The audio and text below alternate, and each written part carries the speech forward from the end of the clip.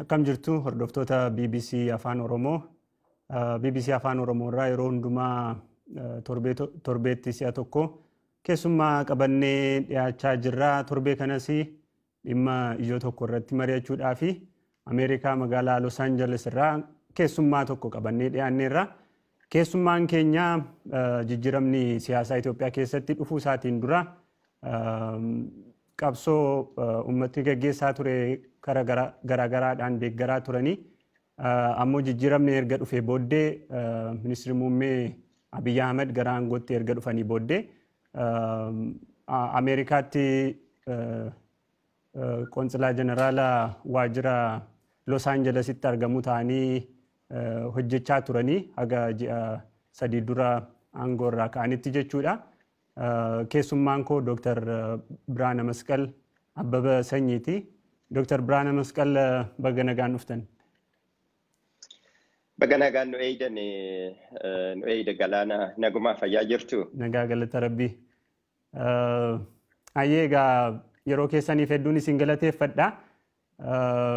Har'a waanuma dhuunfaa keessanii waan hojii wajjin wal qabatee achi ammoo siyaasa erga jijjiiramni Itoophiyaa keessatti dhufee booddee jechuunis waggoota lamaan darban Itoophiyaa keessatti maaltu ta'aa jira gara jijjiiramaan booddee dhuguma jijjiiramni jira maaltu jijjiirame maaltu hin jijjiiramne garamitti adeemaa jirra waan jedhu akka haasofnuufi kan jalqabnu akkamittiin gara qaama jijjiirama kanaa taatan fakkeenyaaf erga ministeerri muummee gara aangootti dhufanii Dr. Abiy Ahmed Ameerikaatti muudama tokko argatanii turtanii. Mee isarraa jalqabnee wantoota kaanitti suuta jennee dhufnaa akkamittiin qaama hooggansa jijjiiramaa kanaa ta'uu dandeessan? Maaliif gara sanatti dhufuu feetan? Galatoomi galaana akkuma beekamu manni keenya waggaa 50 ol qabsoo walirraa hin cinne erga godheen booda Oromoo Protestiin bara 2014 irraa haga 2018tti akka lakkoofsa faranjiititti qabsoo godheen keessattuu qabsoo Oromoo Protest yookaan immoo falmannaa uummata keenyaa waan walirra hin jirre hiriira nagaatiin godhaa tureen jijjiiramni kun April 2018 dhufee raawwateetoo leadershipiin gizee san biyya keessaa uummata kana gaggeessaa turan President Lammaa Magarsaa, Dr. Abiy Ahmed fi waayiloonni isaanii nus immooyyuu warri ala jirru akkaataa walitti makamuu wal faana qabsaa'uu dandeenyutu uumame oduma jijjiiramni dhufinis wal hubanneetuma wal faana qabsaa turre biyya keessas biyya alaatiis muummichi Dr. Abiy muummichi ministeera yoo biyya Ameerikaa dhufan leadershipii delegation isaanii faanaan dhufan Dr. Abiy mataa isaanii President Lammaa Dr. Warqinaa Gabayyoo dabalatee gara Washington DC dhufan anis warra isaan simatan keessan ture achittis wal arginee turre booda immoo maskaramii ji'a maskaramii isaan Julaay nu bira dhufanii Haamlee nu bira dhufanii ani maskaramii biyya dhaqeetin ture achitti gaafuma jarri sadeen amma maqaa irra ol dha'e kanaan odoo nu qarqarree yaadni jedhamu naa dhiyaate qabsoo uummataa kanas qabsoo uummanni keenya waggaa 50 ol irratti odoo waliin addaan hin citin dura Maccaatuu Lamaan itti aansee immoo ABO'dhaan booda immoo dhaabbileen adda addaatis itti makamanii Oromoo Protestiidhaan hangalma ga'e kana deeggaruudhaa fi gaafiin uummanni keenya akka deebi'u godhuufan itti makame gaafuma isaaniitiin jechuudha. Gaafii kanaan yoon itti makamu dubbiin kun akkuma beektu qabsoon kun qabsoo uummata Oromoo biyya san keessatti eenyummaan isaa kabajamee abbaa biyya sanii akkaataa irratti ta'u irratti qabsoo godhamaa ture. Sirni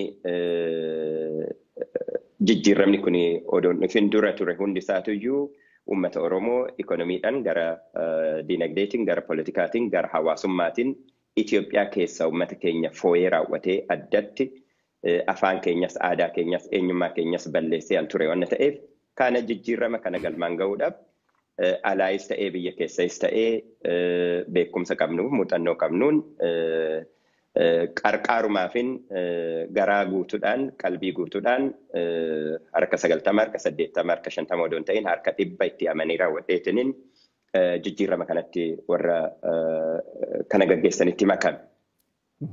Yoo sangoonu yaada adda addaati ture amma asirratti haasa'uun baay'ee barbaachisaa natti fakkaanne garuu akka calqabaatis bakkeenis xiqqishuu taatu uummata biyya Ameerikaa kana jiru keessattuu muummichi ministeeraa erga pireezidant Lammaa Dooktar Warqinaa wajjiniin hojii guddaa eegdee turan asitti godhassan uummata san deebifnee warraaqsineetoo akka jijjiirama kana qarqaaran godhuudhaa fi jijjiiramni kun akka galma ga'u godhuu irratti ga'ee narraa eegamu duraanis hojii guddaa keessa gorsaa seeratii fi dippiloomaata olaanaa Itoophiyaa ta'ee Niiwuorkis wannan tureef manan beeku wanna ta'eefan achitti makame jechuudha. Bakka sanis haga waggaa tokkootitti kaa'uma namatti ol sitti kana galmaan geessisuudhaaf magaalolee Ameerikaa gurguddoo hunda keessattuyyuu uummata keenya hiriirsineetoo uummanni keenya jijjiirama kanas akka hubatu jijjiirama kanas akka galmaan ga'uudhaaf qabsaa'u uummata keenya faana sablammoota Itoophiyaa keessa jiran hundaa walitti dabalatnee walitti fiduudhaaf sadarkaa irratti qabsaa'aa ture jechuudha. Akkanatti makamee anan hojjechaa tures kan. Ayyee ulfaadhaa. Erga hooggansa qoonsilaa Itoophiyaa Los Angeles taatanii hojii keessan hojjechaa turtanii gara waggaa tokko ta'eera. Maaliif aangoo kanarraa akka kaatan gara booddeetti isin gaafadha garuu hooggansa sanarratuu jirtanii danqaawwan isin mudachaa akka turanii himamaa ture rakkoonni tokko akka ture. Hojii keessanitti gufuu wanti ta'e jechuu kooti mee wantoota ijoo rakkoo ta'aa turan muraasa kaasuu dandeenya? Eeyyani maal sitti fakkaate Galaanaa ergani oduman ani as dhufin gaheen ani qabsoo uummata Oromoo keessatti qaburraa isaan ka'e gidee Oromoo Pirootestii keessattuu jijjiiramni kun wanni fide tokko waa'ee maaster pilaanii Finfinnee Oromiyaa bakka lamatti kutanii raawwatanii akka biyyi Filisxeem san East Bank fi West Bank godhuudhaaf maaster pilaanii baasasan mormineeti tokko hin jalqabne achirratti qabsoo uummata Oromoo keessatti waa'een Finfinnee handhuura dubbii biyya saniiti sanii keessaa tokko. Waa'ee kanarratti haanaan haasa'ees waa'ee uummata qabsoo uummata keenyatti irratti sanananii dubbadhaan saniin dura jirus walitti qabanii godhanii raawwataniit argitee qabsoon kun gosa lama qaba ture. Qabsoon Oromoo Pirootestii an xiyyeeffate warra wayyaaneet irratti warra TPLF warra wayyaaneet irratti xiyyeeffate ture. Wayyaanee kuffisuudhaaf warri sirna ciisanyaa dur namni Oromoo baay'een naftanyaas jedhee beekaa. Warra nafxanyootaa wajjiniin akka allaansii wayii uumameetiyan TPLF fi shaggarii buqqifnee maqaleet akka galtu goone. Yoo san goonu jarri warri nafxanyaa nufaana yoo qabsaa'an istiraatejikali allaayii ta'anii odoon ta'in taaktikalii nufaana wayyaanee buqqisuudhaaf nufaana ta'anii sanii achi nutti garagaluudhaaf nurratti qabsaan turanii. Gara Oromootiin immoo iyyuu dogoggorri hojjetame sirna dargii jalatti lafti sirni ciisanyaa sun diigame sirni wayyaaneetis immoo iyyuu haga taate sirna nafxanyaa san diigdee jirti. Amma biyya san keessatti walqixxummaa fi biyya Itoophiyaa biyya walqixxummaa godhuu hin dandeenya. Gaheen uummata Oromoo seentiraal isteejii qabachuu hin danda'a jennee raawwanneet ofiis dogoggorreetoo uummatas dogoggorsine. Hanan dogoggora jedhu wayyaanii chaaptar 1 warra wayyaanii yookaan TPLF buqqisaniif maqaleetti galchuudha. Sirni nafxanyaa sun odoon buqqeen wanna buqqa'e nutti fakkaatee raawwanneet isaanii walitti makamuutti deebine. Jarri yoo nutti garagalanii irratti kaampeenii godhanii akka anarratti kaampeenii godhan uummanni keenya kaampeenii saniif hin qophoofne. Warri nafxanyaa yoo deebi'anii too Ameerikaadhaayis Awurooppaadhaayis han shaggar keessatti ripheetoo jirus yoo ka'ee raawwateetoo siistama gizee Hayila Sillaasee ijaarame san aktiveetii godhee raawwateetoo aangoo irratti ol dhufu lafa qabatu uummanni keenya ijaarsa saniin madduun qabu ture. Wanna kana ta'eef yoo isaan irratti qabsaa'uu calqaban leadershipin han Oromoo keessa jiru han keessattuu duraan OPDO boodamooyyuu ODP maqaa jijjiirratanii ODP ta'anii boodamooyyuu amma biltsiginnaatti warri jijjiirame kun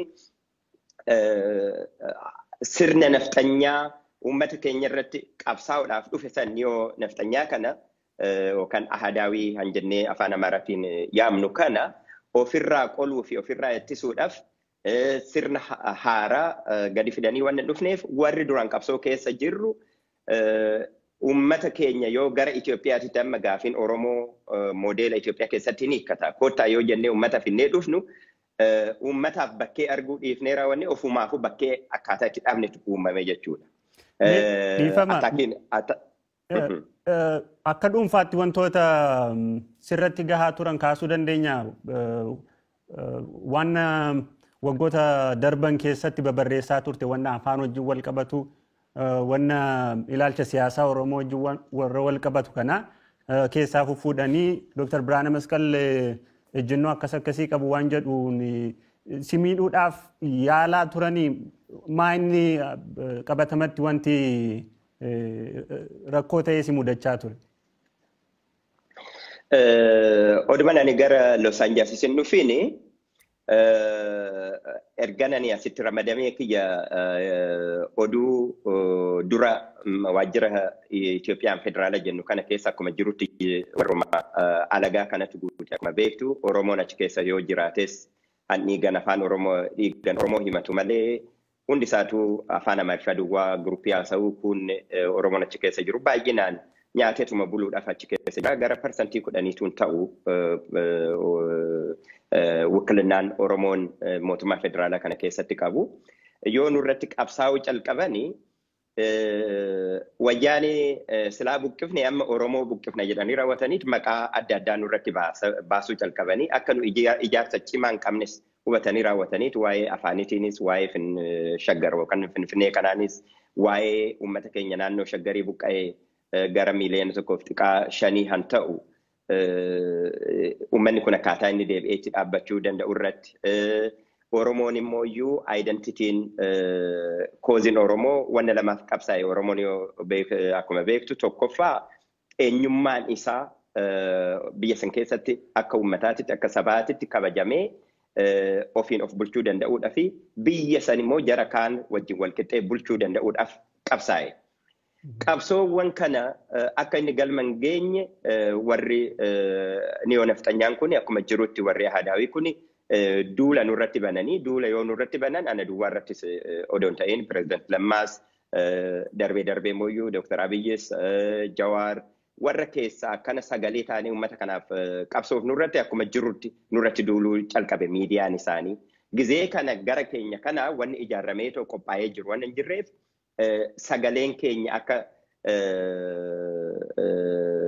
hin dhagaamne godhuu duwwaa odoon ta'in ani gizee TPLF jalattis wucci guddaa akkan ture mana murtii olaanas akkan ture sittimee jira uummanni sin beekaa gizee san reesizimii amma kanatti nurratti ga'u kana Oromoo jibbinsi Oromoodha hundee cimaa akka qabu hanan hubadhe erga nama kana keessa seenee qabsoo uummata kana galmaan ga'uudhaaf ummata walitti fiduudhaaf taaffii nu Noord Ameerikaatti goone embasii Washington jiru konsulaa Minnesota jiru miisiyoonii New York jiru wajjiniin afranuuyyuu inisheetiviin ani fudhadheen akkaataa wal faana hojjennu mijeessu keessa yoo seennu hundi isaaniitu anuma irratti xiyyeeffatanii raawwatanii kaampeenii godhan turan miidiyaan isaanii dhaabbileen isaanii mootummaa keessa jiru isaan ala jirus amma Oromoodhaaf hin galle maqaa adda addaatiin wal waamti malee naannoo isaaniitti maqaa biraa uummattee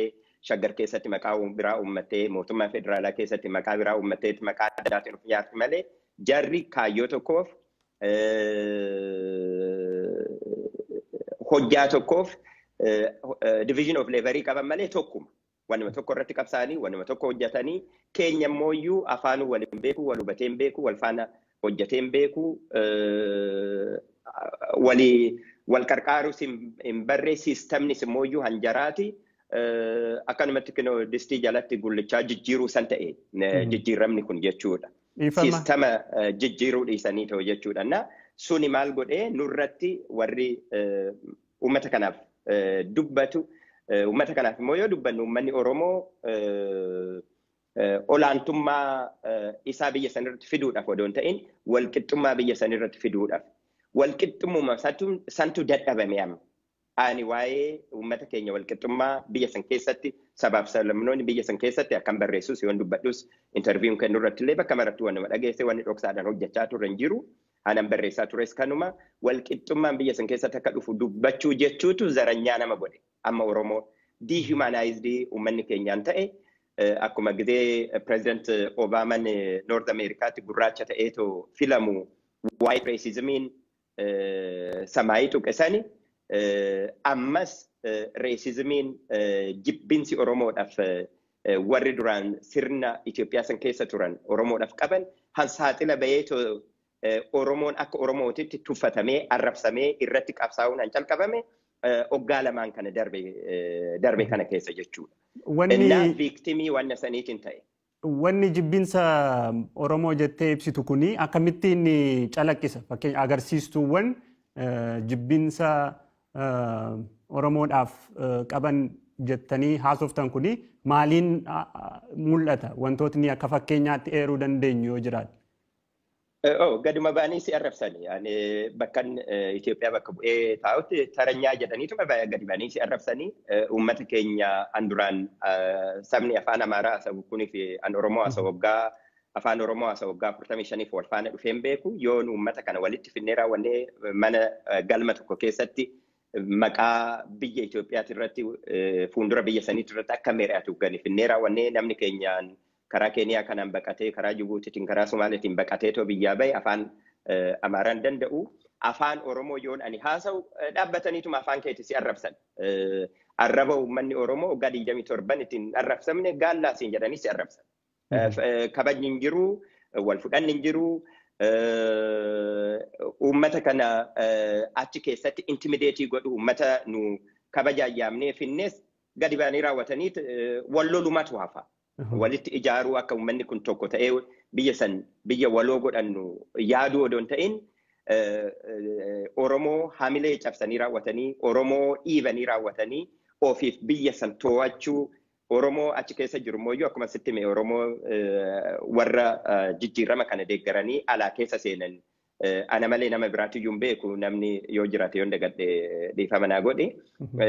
Haala literally North Americaatti anuma irratti qabsaan 100% jechuu hin dandeessi. Sanis immooyyuu duraanis waa'ee afaanii kanatti afaan Oromoo afaan hojjaa mootummaa federaalaa akka ta'u akka nani barreessas qabsaas tures hin beektaa jarris isaa hin beekanii isaanis nurratti qabsaanii waa'ee shaggar hin beektaa magaalota naannoo Oromiyaa jiru malee Oromiyaa uummata keessa jiran jala bahee raawwateetoo mootummaa federaalaa jala galeen jiru magaalonni naannoo Tigree biyya Tigraay Tigruma jalatti bulanii magaalonni naannoo Amaara jalatti bulanii Dabuubitis Dabuubuma jalatti bulanii magaalonni Oromiyaa keessa jiran garuu Finfinnee dabalatee Oromiyaa jalaa akka bahee raawwateetoo uummanni Oromoo biyyi Oromoo dogoogoo kanniisa of keessaa hin qabne oonaa akka ta'u godhanii raawwatanii sirna irratti hojjetamaa jiru sananiif fillafiitii waan balaaleffachaa tureef isas waan beekaniif fillafiituma akkuma xalaataatti akkuma diinatitti sirratti qabsaan jechuudha. Kuni wanna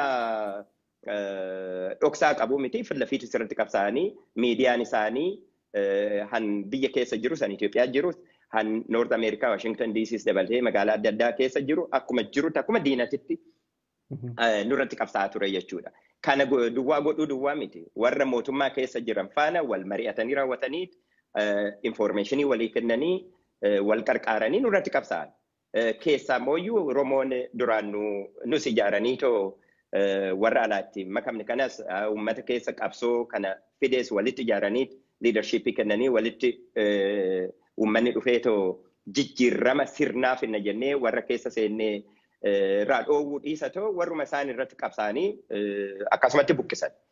Leadershipiin duratti calqaba irratti siin jedhe addaan hin bittinnaa'ee Madirakiin ODP ta'eetoo ijaarame nus itti hirkannee raawwannee isaanis cimsineetoo jijjiirama kana galmaan geenya hanjenne ODP'n sunis diigamee raawwatee miknyaanni isaa adda adda ta'uu danda'a. Garuu akka Oromootitti bakka itti wal ga'u dhabee raawwatee akka Oromoo mootummaa keessa jiruutitti bakkuma rakkina sitti ga'ee iyyuu wal faana itti mari'atu dhabamee raawwatee jarri kun duraanis maqaa yoo itti tolte yoo itti fal'aanan yoo qorte immoo harkaan akkuma jedha yoo fe'an maqaa Itoophiyaatiin ijaarramanii yoo fe'an maqaa Amaaratiin ijaarramanii keenya immoo maqaa Oromoo san yoo jalaa diigde wanuma ittiin ijaarramuun qabu Itoophiyaan duraanii eenyummaan ishiitis jiruun ishiitis jara kaan fakkaatti malee nuuf fakkaattu achi keessatti nu matsaatanyuma taane namuma biyya ormaatii dhufee keessa seene taanee raawwanneeti biyyuma keenya keessatti baadaa taanee biyyuma keenya keessatti bakkee akkaataa itti dhabne jira amma san itti fufee jiru kana jechuudha. Amma mootummaan ma jiru kana keessatti namni Oromoodhaaf dubbatu namni Oromoodhaaf quuqqamu keessa turuu akkaataa hin dandeenyetti sadarkaa jibbinsi Oromoo tuffiin Oromoo Oromoo dhiibuun wal kabanyeetu wal qixxummaadhaan biyya tokko ijaarra han jedhu sun akkuma jirutti diigamee tasfaan abdiin nu godhanneetoo keessa seenne sun akkuma jirutti akka hin taane ta'ee raawwateet olaantummaan warra niyoo nafxanyaa sirna duraanii ciisanyaa sun amma maqaa kaapitaalizimiitiin maqaa adda addaatiin irra baratanii irra shaarfii ta'anii uummata keenyatti dhufaa jiran jechuudha. Kanarratti bal'inaan haasa'uu hin dandeenye. Ayyee gabaabsineedhuma kakkaasnee wantoota birootti ceenaa amma yeroo haasoftanii sadarkaa mootummaatti sirna mootummaa keessatti dhiibbaan Oromummaa keetiin dhiibbaan sirra gahaa akka ture sirna mootummaa keessatti taa'amee akka ta'e naa kaaste wanna sanaaf ragaa argattee qabdaa fakkeenyaaf sadarkaa ilaalcha mootummaati jettee amantamoo namootuma sirna mootummaa amma ijaarame keessa jirantu fedha isaanii guutuudhaaf fayyadamaa jiru. Sitti mee jira amma miidiyaa jaraa yoo dhaggeeffatte hanan ani barreessutti ani isaan irratti barreessaa turan yoo laalte kun ragaa tokko lama miti kumaatama.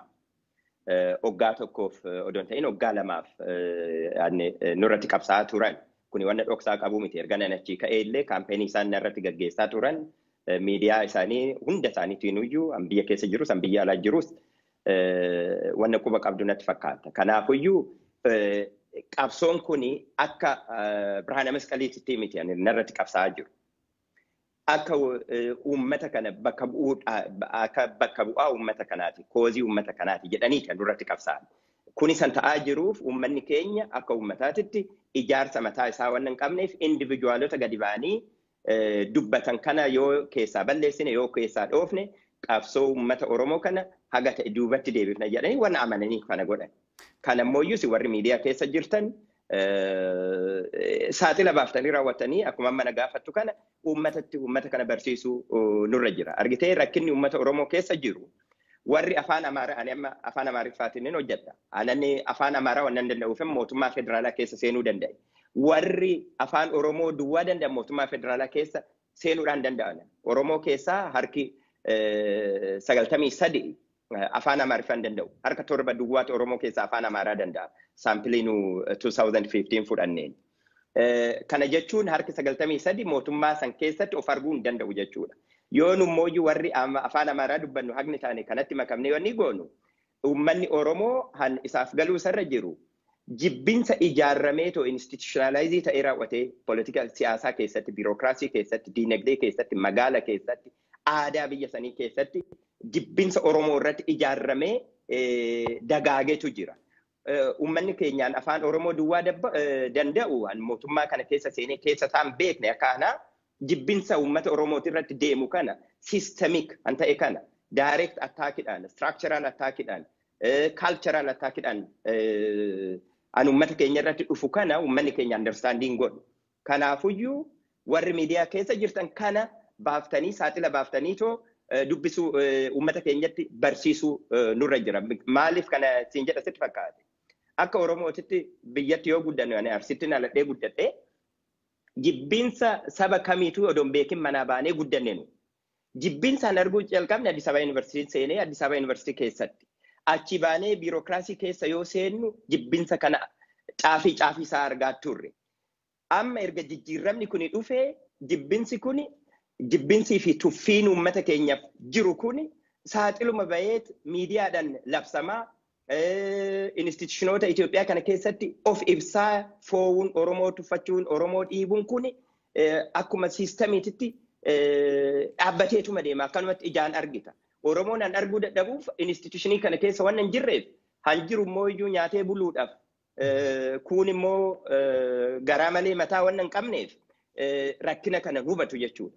Amma rakkinni guddaan akka uummataatti nu qabnu uummanni keenya afaan Oromoo dubbatu rakkina kana akka hubatu goonee siistamni kun diigamee raawwatee biyyi suni biyya walqixxummaa akka ta'an irratti qabsaa'uun dirqama jechuudha. Siistamni kun jijjiiramu malee Oromoo ministira goote, Oromoo ambaasaadara goote, Oromoo piraayim ministirii goote wanni dhufu hin jiru biyya san keessatti. Siistamni nafxanyaan waggaa 150 ijaarame kuni handargiin lafa jalaa fudhatee akkuma jirutti dhiise. Hoohaatoo kan TPLF'n immoo iyyuu mawaaqirii makalaakaa raayyaa ittisa biyyaatii fi dahannatii fi poolisii diigdee kaan akkuma jirutti dhiiftee raawwatee indoomitti cimsitee biraa deemte suni akkuma jirutti ija babaasee nu eegaa jira jechuudha. Amma dafee uummanni Oromoo riigiruppii godhee ijaarramee jara kana yoo ofirraa buqqisuu baate akkuma sirna gizee Hayilasillaasee gizee Miniliksan uummata keenya ciisanyaa godhanii lafa isaatirraa buqqisanii balleessasan uummata keenya balleessuudhaaf uummata keenya buqqisuudhaaf guruppii qophaa'eetu iyyuu Noord Ameerikaa tures, Awurooppaa tures jijjiirama kanatti dagalfatee raawwatee biyyatti galee raawwatee amma miidiyaadhaan nurratti duulaa, aadaadhaan nurratti duulaa, ikonomiidhaan nurratti duulaa, magaala keessatti nurratti duulaa, biirokiraasii keessatti nurratti duulaa. Sirni kun diigamu malee biyya san keessatti walqixxummaan akka hin dhufne uummanni Oromoo warri mootummaa keessa jirus, warri mootummaadhaan ala jirus badheetti akka saree wal nyaachuu kana dhiisanii raawwataniitoo uummata Oromootiif sirriitti qabsaa'u isaan irra jira. Kana wanna irra dibnee raawwannee uummata keenyatti odoon himin yoo bira dabarre rakkina ijoollee kana hin beeknetti akkuma amma ani akka Biraana Masqaliitii miti narratti qabsaa'aa ture. Waa'ee uummata kanaa wanna ta'eef, waa'ee Oromoo wanna ta'eef, Oromoodhaaf immoo iyyuu wanna guddaallee hawwineeti miti. Walqixxummaa duwwaa hawwine, walqixxummuma santuu iyyuu biyya san keessatti fudhatama akka hin qabaanne ta'e jechuudha. Kana hubachuu isin irra jira. Ayyee hordoftoota keenya kan hordofaa jirtan BBC Afaan Oromooti. Keessummaan keenya Dr. Biraana Masqal Abbaba Sanyiiti. Dhimmoota siyaasaa Itoophiyaa erga jijjiiramni dhufee booddee wantoota jijjiiramanii fi hin jijjiiramne kaasnee ilaalaa jirra. Gaaffiiwwan muraasa dabalataan of harkaa qabutu jira. Isaaniin gaggabaabsinee kaasnee ilaalla. Dr. Biraana Masqal ji'a 3 natti fakkaata erga aangoorraa kaate. Aangoorraa ka'uu keef qaamni mootummaa sababni dhiyeesse jira moo wanna amma naan jette dhiibbaa dantaa saba Oromootiif haasa'uu keetu aangoorraa ka'uu keef sababa ta'a? Kanaan alatti sababni ani natti mul'atu hin jiru. Warri badhee keessatti odeessanii waa'ee lammummaa kiyya irratti wanna kaasantu jira. Suni dhugaa miti. Piroosesiin dhumee hin jira, inni dhumne hin jira. Haga guyyaa xalayaan shaggaritti barreeffame aangoorraa kaatee odoo na bira hin ga'iniin aangoorraa ka'ee kiyya arge. Sanduwwaa odoo hin ta'in immoo iyyuu gizee amma Itoophiyaas dabalattee addunyaan sababa koronaa vaayirasii kanaan cufametti guyyaa tokkotti guyyaa xalayaa barreeffamuun kaasuun tuni warruma dhiibbaan jarri lafa jala siistama qabatee too nurratti qabsaa'u kun godhe achirratti kun ifa namaaf ta'uu isarra jira. Akkuma beektu uummanni keenya biyya alaatis jiru, biyya keessa jirus lammummaa fe'aa ta'uu uummata keenyaaf akka uummata tokkootitti akka saba tokkootitti wal faana qabsaa'aa ture. Nus akkasitti akka qabsaa'aa turu godhaa jirra. Biyya alaa kanattis ammas rakkina biyya keessa jiru maallaqaanis diinagdeedhaanis mirgi isaatis yoo sarbamu uummanni keenya akkuma uummata tokkootitti wal faana yaadaa jira. Cubbuun akka namaatitti namarratti godhamu kun namni kitaaba shelfii tokkorraa kaaftee bakka tokko geessuu miti. An guyyaa xalayaa barreessiteen achi kaaftuu miti. Akka diinatitti yoo ilaalan malee wanni akkanaa wanni ta'uu miti. Biraana Masqal lammummaa piroosesii lammiinsaan dhumne yoo jedhaniitoo argitee xalayumti ana barreeffamee iyyuu ana biraa miti an dura gahe. Aktivistoota warra nafxanyaa bira gahe dura. Anuu isaan irraa hin dhagahe. Sanii achi immoo iyyuu miidiyaa kaampeenii narratti akka godhaa turan hin beektaa. Anarratti duwwaa odoo hin ta'in maqaa abbaa kiyyaa maqaa akaakayyuu kiyyaa balleessan. Biyya faranjiitti akkuma beektutti maqaa sadii yaamamna biraatu iyyuu amma yoo na yaamtu Biraana Masqal Abbabee Sanyii jettee na yaamtu. Jarattii yoo maqaa abbaa kiyyaa arrabsuu barbaaddu Amaara bira yoo dhufe Biraana Masqal Abbabee ta'a. Oromoo bira yoo ta'e deeme Biraana Masqal Sanyii ta'a jedhee raawwatee akkanatti nu bira dabartee raawwatee abbaa fi akaakayyuu keenya sadarkaa itti arrabsiisumna geenye. Qabsoon uummata Oromoo ijoolleen qeerroon Oromoo qarreen Oromoo ani itti dhumte abbooleen keenya Jeneraal Taaddasa Birruu faanta noggaa 50 dura itti hidhamanii itti du'an har'a akaakayyuun keenya abbaan keenya eenyummaan keenya akka namaatitti arrabsamuun kun qabsoon keenya hagam akka duubatti deebi'e. Kana structurally yoo ilaalle jarri kun yoo lafa qabattee raawwatee uummanni kun sirriitti deebi'uu baate qabsoo mirga jijjiirama 2008dhaan dhufe kana itti dabalanne jennuu miti. Handargii jalatti arganne Mareen Laraashuun sunis rakkina taatee raawwatee lafti uummata Oromoo irraa fudhatamuun isaa gidee ho'aat aanqorra dhufte 1991 TPLF aanqorra dhufte naannoon Oromoo akka Oromiyaatitti ijaaramuun afaan Oromoo haga ta'e hojjaarrallee ooluu baatu naannoo Oromootitti afaan hojjaa akka ta'u waan ta'ame sun akka scale baakii ta'ee raawwateetoo pre-1974 kan akka abiyootii bara 1966 dhufe san duubatti akka deebi'u sadarkaa itti ta'aa jiru jira jechuudha. Kana namni akka laayyootitti ilaaluu sarra hin jiru. Kuni akka waa'ee kiyyatti illee fudhatamuu sarra hin jiru. Waa'een uummata kanaa waa'een biyya kanaa uummanni Oromoo biyya san keessatti ji'oogiraafikaalii achi keessa jira malee biyyi sun biyya Oromoo hin taane. Qabsoo lamatu wal cinaa deemaa jira jechuudha.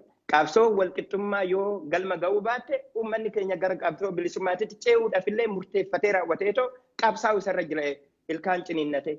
Maaliif kana ta'e yoo jetteetoo gaafatte uummanni keenya wanna sadi dhabe. Tokkoffaa mootummaa Hayilasillaasee diigee jira, mootummaa Dergii diigee jira, mootummaa Hohaat diigee jira.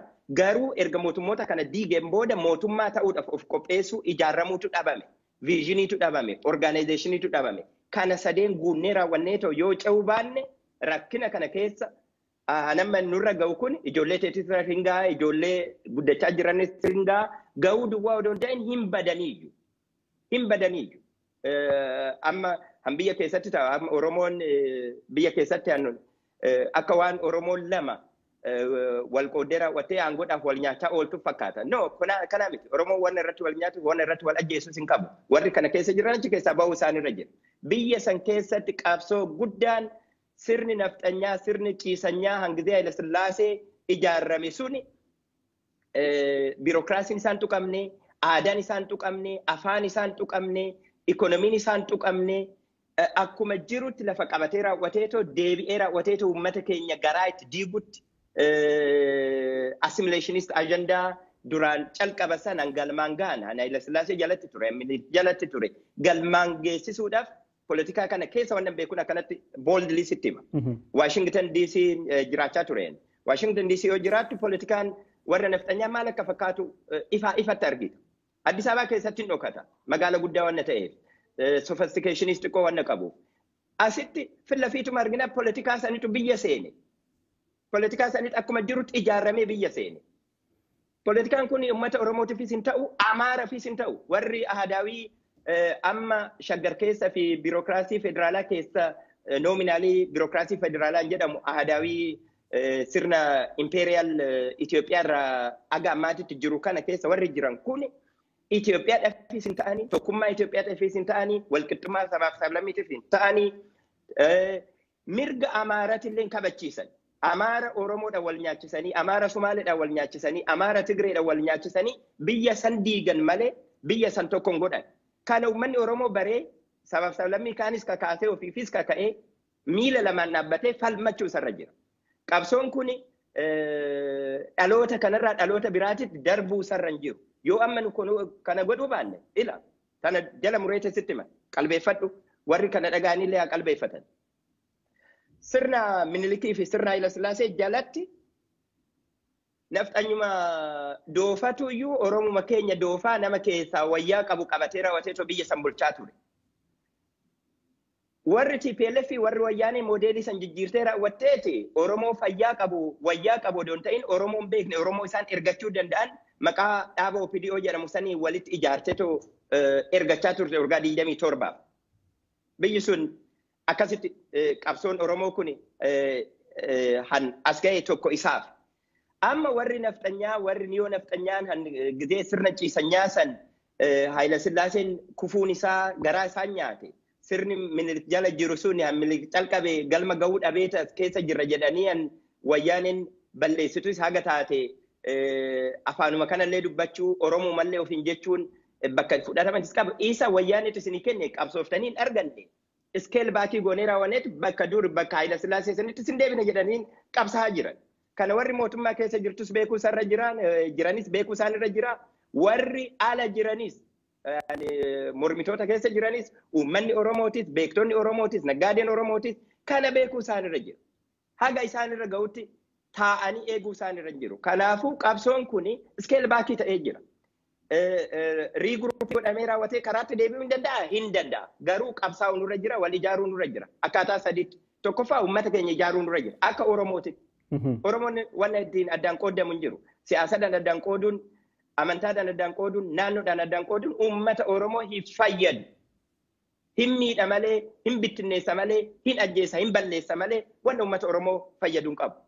Kanaafuu uummata Oromoo akka uummata Oromootitti ijaarree itti erkachuu danda'u nurra jira. Oromoon yoo mammaaku roobiin galaana keessaa bahee raawwatee fixeensa arraaba jedhan. Uummata galaana kana keessaa baanee ganda jalatti kaleessa warra TPLF jalatti har'a mooyyuu warra nafxanyaa jalatti Oromoon sadarkaa itti ergamu anis tiksee itti galu dhaabbachuu isarra jira. Oromoon mataa qabu hunduuyyuu dhaabbatee too yaaduu isarra jira saba isaatitti deebi'uu isarra jira jechuudha. Tokko kana. Lammata beektonni Oromoo han biyya keessa jiranis han ala jiranis tokkoomanii mataa walitti fidanii raawwatanii too uummata kanaaf dhaabbachuu isaanirra jira. Kutatanii gadi ba'uu isaanirra jira. Uummanni gidee Taaddasaa Birruufaanti qabsaa'an uummanni keenya hin dammaqne. Taaddasaa Birruufaanti achumatti shawaatti shaffatanii raawwatanii achumatti du'an. Garuu uummanni irra aanee isaan faana dhaabbachuu hin dandeenye. Gizee Baaroo Tumsaa Faantis, Hayilee Fidaa Faantis warri sanii asis qabsaa'e yoo wanni ta'u uummanni keenya waan hin dammaqneef liidarshiippii sun akkuma jirutti dhume. Amma uummanni keenya dammaqee jira. Liidarshiippii dhabe. Liidarshiippii kana warri amma jirnu liidarshiippii kennuudhaaf illiitiin Oromoo warri beekan gara nagaadees ta'anii warri beekan barataniitis qabsoo kana keessatti dhaabbilee adda addaa keessa isaa jiraatan dhaabbileen nun barbaachisu amma tokko taanee akka uummataatitti akka biyyaatitti tokko taanee uummata keenyaaf sa'aatitti falmachuu nurra jiru jechuudha. Illiitiin Oromoo walitti dhufuu isarra jira. Sadaffaa dubbiin tun gara humnaatitti illee yoo deemte uummanni keenya akkanatti mana walirratti gubuu kana odoon ta'in wal ajjeesanii karaa irratti wal gatuu kana odoon ta'in uummata keenyaaf dhaabbachuudhaaf poolisoonni keenya wataaddaroonni keenya of baranii of beekanii rakkina uummata Oromootirra dhufuu hedduu hubatanii raawwatanii too uummata isaaniitiif qabsaa'uu isaanirra jira jechuudha. Karaa kanatti deebi'uu nurra jira jechuudha. Qabsoon tun maal akka taate akka uummataatitti jiraachuun ila namni lafa kanarra hojii jira wayya. Wanta baay'ee kaaste silaa ani amma eessarra geenyee jirra falli maal ta'uutu irra jira waan jedhuun itti aansee si gaafachuuf ture wantoota akka gaaffiitti si dhiyeessuuf ture kana dhiiseera already deebistee jirta. Garuu gaaffii tokkotu jira miidiyaa hawaasummaa irrattis yeroon maxxansa kee erga ati aangoo gadhiistee booddee maxxansaa turte yoon ilaalu namoonni tokko gaaffii sirratti kaasu. Dr. Biraana Masqal erga mootummaan ofirraa dhiibee booddee dantaa saba Oromootti deebi'ee siin jedhu gara mormituutti deebite siin jedhu deebii qabdaa gaaffii uummataa kanaaf? Ani mootummaa keessas odoon yoon hin jirres mootummaa keessas erga seene ammas erga mootummaa keessaa bahe koozii uummata Oromoo warra afaan guutanii qalbii guutuudhaan dubbatan keessan jira. Ani koozii uummata Oromoo keessa soo hin jiru, ala soo hin jiru, komproomaayizii godheen beeku. Irratti mameen beeku. Guyyaan irratti mamuu barbaade ani xabaqaadha. Itoophiyaa keessatti mana barumsaa biyya sanii guddaa Addis Ababa Yuunivarsiitiin baradhe, loo iskuulii achi jirutti. Biyya Ameerikaatittis yuunivarsiitii gurguddaa keessatti baradheen. Ekspiriyaansa ani qabus UNs dabalatee bakka gurguddaatti hojjedheen. Uummata Oromoo gurguruu fi waa'ee uummata Oromoo shaqaaqatuuf odoo ta'in akka jara ta'anii afaan guuttadhee har'a sanan akkanatti sitti haasa'uuf aarii garaa kiyya keessa uummata kiyyaaf jiruuf malee ani paartii siyaasaa tokko keessa hin jiru. Amma namni mootummaa faana hojjete biltsiginnaa keessa malee ani dhaaba OPDO keessas hin turre, ODP keessas hin turre, biltsiginnaa keessas hin turre. Dhaabni kiyya uummata Oromooti. Dhaabni kiyya uummanni Oromoo akka qabsoon isaan abbooleen keenya irratti wareegaman sun, ani obboleeyyan keenya irratti wareegaman sun, qeerroo fi qarreen Oromoo irratti wareegamte sun, lafa isaati irratti ciisanyaa ta'e sun, magaala isaa keessatti afaan isaa hojjaarra ooluu didee badheetti hafe sun, uummanni sun akka tokko ta'uuf han Oromoo keessatti Oromoo maqaa balleessitu tuni hantuuta mana keessatti waa'ee hantuutaa haasa'uun barbaadu. Oromoon hantuuta mana keessa jirtu odoo hin ta'in bineensa alaa itti dhufu irratti qabsaa'u sarra jira. Yoon dhuunfadhaan jiruu kiyya filadhee raawwadheetoo waa'ee uummata Oromoo itti dhiisuu barbaade ani. Akka xibqannaa tokkotti biyyattis deebi'ee alattis duroomee jiraachuu nan danda'a. Yeroo keenya xumuraa jirra. Gaaffiin koo dhumaa ammaan booda waa'ee biyyaa fi sabaa irratti hojjechuu kee akka itti fuftu miidiyaa hawaasummaa irrattis barreessitee argeen jira. Bifa kamiini kan ati fuulduratti waa'ee dantaa saba Oromoodhaaf hojjechuu itti fuftu gabaabsitee ishee naa kaasta? Gaheen kiyya achi keessatti hanan hojjechuu barbaadus uummanni Oromootis akka wal faana dhaabbannee wal faana hojjennu hanan barbaadu wanna sadii. Tokkoffaa gaafin uummanni Oromoo akka abbooleen keenyatti du'anii nus biyyaa baanee keessaa baqannee haga ammaatitti galma ga'uu dide kun kooziin uummata Oromoo kun artikuleetii ta'ee sagaleen Oromoo hubatamee kooziin Oromoo abbaan biyyummaa Oromoo political power uummanni keenya akkaataatti qabatee raawwateetoo biyya san hookam sabaaf sablammoota kaan wajjiniin walqixxummaadhaan bulchuu danda'u. Yoo didamte immoo akkaataa inni bilisa bahee biyyatti ta'uu danda'u irratti uummata keenya akka qabsaa'u godhuudha kooziin kiyya tokko. Hallammataa akkan duratti irraan sitti metti illiitiin Oromoo warri uummata Oromoo keessaa baratan qotee bulaa kana keessaa ba'anii magaala keessatti gandatti tiksee galan tiksee gandaa ta'uu dhiisanii raawwatanii uummata isaaniitiif bakka bu'aa liidarii akka ta'an godhanii kana tireenii godhuudha. Sadaffaa galmi qabsoon uummata keenyaan galma gahuu dadhabeef ijaarsi waan dhabameef uummanni keenya keessattuu beektonni liidarshiipii kennuu danda'an akka ijaaraman godhuun kooziin an irratti sa'aatii balleessuu barbaadu. Kanaafuu warri amma na dhaga'an kanaan hojjedhu waan paartii tokko keessa jiraadhetii miti. Quuqama uummata Oromootiitu kana na hojjisiisa. Ani political paartii tokko keessa hin jiru. Warri kana jala muraatu itti himaa. Warri kana dhageessanis nama biraatittis maqaa wal balleessin Oromoo keessa waan baay'ataa jiru. Nan paartiizan garaa ta'een uummata keenya koozii Oromooti irratti tokkoomsine nan paartiizan nan jedhuuf Oromoon akka Oromootitti dhaaba siyaasatiin waan irratti addaan qoodamu hin jiru. Gaafin keenya maali? Gaafii abbaa biyyummaati. Namni achirratti wal jibbu jira Oromoon hin jiru. Gaafin keenya maali? Gaafii lafa isaati irratti abbaa biyya sanii ta'uuti. Kanarratti Oromoon addaan qoodamu hin jira hin jiru. Gaafin keenya maali hambiraa biyya sanirratti afaan keenya, aadaan keenya, aadaa biyya sanii, aadaa keenya, afaan keenya akka ta'uuf kanarratti Oromoon kana jibbu jira. Poolitikaa biraa maal qabna? Han gandaan saammamee gandaaf ergamee raawwatee too gandatti tiksee galuu barbaadu jira hin jiru. Kanaafuu uummanni keenya akkanumatti badheetti wal qoodee wal nyaachuu akka saree wal nyaachuu kana keessaa bahee innis koozii qaba gandumatu nurratti hojjetee too hoggaa baay'eedhaaf kaan amantaadhaan kaan naannoodhaan kaanneen siyaasadhaan jedhanii addaanan qoodanii wallaaluma keenya hiyyeessuma keenya lafuma keenya fi qabeenyuma keenya haga taateetti kennanii raawwatanii akka sareetitti nurratti duulsisan. Inni moodeelii sun diigamuu isarra jira. Qabsoon ani itti aanee godhuu barbaadu uummanni Oromootis dhaga'ee too wal faana akka dhaabbannu anan waamicha dhiyeessuuf kanarratti waliigallee raawwannee akka wal faana hojjennu. Dr. Biraana Masqal yeroo keessan fudhattanii dhimma guddaa kanarratti akka mari'annu waan hayyamtaniif waan itti dubbattaniif maqaa BBC Afaan Oromootiin hedduun isin galateeffadha. Yeroo biraas dhimmoota siyaasaa kanarratti walitti deebina jedheen abdadha. Ulfaadha yeroo gaarii qabaadha. Galatoomeetillee Galaana BBC'n waan guddaa hojjechaa jirtanii jabaadhaa uummanni akka isin jajjabeessu nus isin jajjabeessinaa galatoomne. Tole ulfaadha. Hordoftoota keenya gabaasni yookaan waltajjiin har'aaf jennee qopheessine kanuma irratti xumuramaa torbee itti aanu immoo keessummaa biraa qabannee kan dhiyaannu ta'a waan nu hordoftaniif ulfaadhaa galatoomaa yeroo gaarii qabaadha.